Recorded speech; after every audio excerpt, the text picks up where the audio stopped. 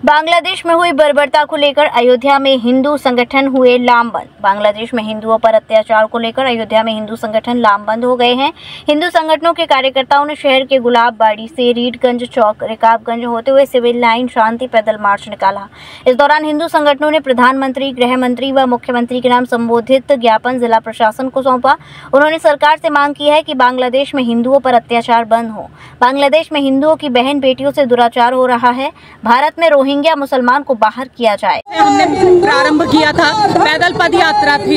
ये सरकार को एक संदेश देने के लिए कि हमारे देश में जो रोहिंग्या और बांग्लादेशी आकर के बस गए हैं, हमारे संसाधनों का उपभोग कर रहे हैं, हमारे स्त्रियों का शोषण कर रहे हैं, उन सबको यहाँ से उखाड़ करके बाहर फेंका जाए। जब तक कि आखिरी रोहिंग्या और आखिरी बांग्लादेशी यहाँ से निकाल के नहीं फेंक दिया जाएगा, हम लोग ये लड़ाई जारी रखेंगे। और यही नहीं, जिस प्रकार से ये पूरे देश में एक एजेंडा के तहत वामपंथियों द्वारा लाए जा रहे हैं, बसाए जा रहे हैं, समझने की आवश्यकता है कि हमारा पूरा विपक्ष देश को बांटने में लगा है, भारत को खंड खंड करने में लगा है। हिंदुओं के ऊपर अत्याचार होता है, किसी विपक्षी की आवाज नहीं निकलती है। बांग्लादेशी हिंदुओं के विरुद्ध इतना नरसंहार हुआ, इतनी नृशंस हत्याएं हुई हैं, उस पर विपक्ष ने एक शब्द नहीं बोला, किंतु बोलने वाले केवल एक थे, हमारे बहादुर, हमारे माननीय मुख्यमंत्री जी योगी आदित्यनाथ। आज यहाँ से उनको ये संदेश देना है कि हम सब उनके साथ हैं, इस लड़ाई में वो अकेले नहीं हैं। और अब बहुत देर हो चुकी है, अब भारत में प्रधानमंत्री की कुर्सी योगी आदित्यनाथ जी के सुपुर्द कर देनी चाहिए, क्योंकि वही है जो इस देश के धर्म को, यहाँ के संसाधनों को, यहाँ की संस्कृति को बचा सकते हैं। जय श्री राम। इस देश में कोई स्थान नहीं है, उनको नहीं रहने दिया जाएगा, नहीं रहने दिया जाएगा, पूरे संगठन के साथ नहीं रहने दिया जाएगा। यही कथन बताने के लिए आज हम आए थे। हमने प्रशासन की बात मान ली, सब उनको पत्र दे दिया। हमें जाना था वहाँ प्रतिमा तक श्यामा प्रसाद जी की, उन्होंने निवेदन किया, हमने उनकी बात मान ली, लेकिन आगे बात माने इसकी कोई गारंटी नहीं है। उन्हें हमारी भावनाओं को समझना पड़ेगा। हाँ, हम जो लड़ाई लड़ रहे हैं ये देश के लिए है, अपने पेट के लिए नहीं लड़ रहे हैं। न हमें विधानसभा पहुंचना है, लोकसभा पहुंचना है, हमें हिंदू राष्ट्र में पहुंचना है, हिंदू राष्ट्र में रहना है। और ये लड़ाई अगर सरकार को, प्रशासन को गलत लगती है तो हम गलत हैं। अगर चंद्रशेखर आज़ाद, भगत सिंह आतंकी हैं तो हम भी इस देश के आतंकवादी बनकर इस देश को सुरक्षित करने का काम करेंगे, नहीं हटेंगे, क्योंकि इस देश को बचाना हमारा धर्म है। हमको बचपन में क्यों सिखाया सरकार ने, जिस देश जाति में जन्म लिया बलिदान उसी पर हो जाए, तो हम उस काम को कर रहे हैं जो हमें सिखाया गया था। यही निवेदन करने आए थे।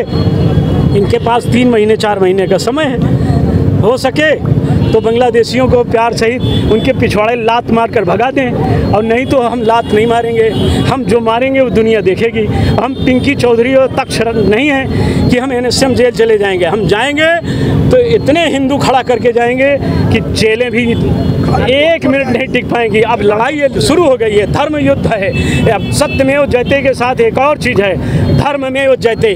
अब धर्म की जय होगी। भारत भूमि में जिसको रहना होगा उसको भारत के हिसाब से चलना होगा, उसको जैसा हमारे राज्य का मुख्यमंत्री कहता है इस तरह उसको करना होगा। जिसे भारत प्यारा नहीं है तो कब्रिस्तान में जाए, पाकिस्तान में जाए, पर हिंदुस्तान में रहने की बात न सोचे। यही बताने आए थे। आप सबसे निवेदन है कि इस आवाज़ को बुलंद कीजिए, पहुँचाइए। हिंदुत्व की आवाज़ है। जो अयोध्या देश की सत्ता बदलती है, वो अयोध्या अब हिंदू राष्ट्र की मांग कर रही है। भारत के सत्ताधीशों को सोचना होगा, 100 बार सोच लें। जिस अयोध्या ने 4-5 बार भाजपा को सत्ता दी है, वो 1 बार अपनी मांग कर रही है। भारत को हिंदू राष्ट्र बनाओ, रोहिंग्या और बांग्लादेशी कुत्ते और सियारों से इस देश को मुक्त कराएं। हिंदुओं को जगाने के लिए है कि अगर अब नहीं जागेंगे तो जैसा कि हमारे मुख्यमंत्री जी ने कहा कि अगर बटेंगे तो कटेंगे। अब ये स्थितियां साफ हो चुकी हैं, इसलिए मैं कहना चाहता हूं कि ना हमको बटना है ना हमको कटना है।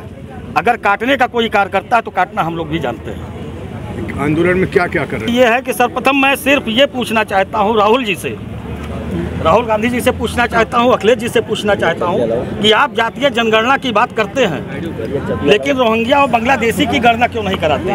उनकी गणना सर्वप्रथम होनी चाहिए। जातीय जनगणना तो बाद में होती रहेगी। जो ये 10-12 करोड़ रोहिंग्या और बांग्लादेशी हमारे देश में घुस आए हैं और हमारे ही लोगों के अधिकार छीन रहे हैं, हमारे लोगों की जमीन छीन रहे हैं, यहाँ अपराध कर रहे हैं, आतंकवाद में संलिप्त पाए जाते हैं, पहले उनकी गणना कराइए।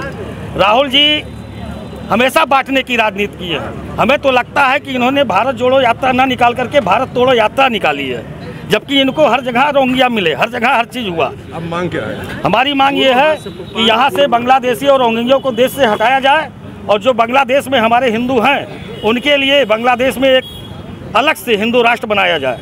दूसरी चीज़, जो हमारे राहुल जी और अखिलेश जी चाहते हैं कि पहले जातीय जनगणना हो, पहले बांग्लादेशी रोहिंग्यों की गणना की जानी चाहिए।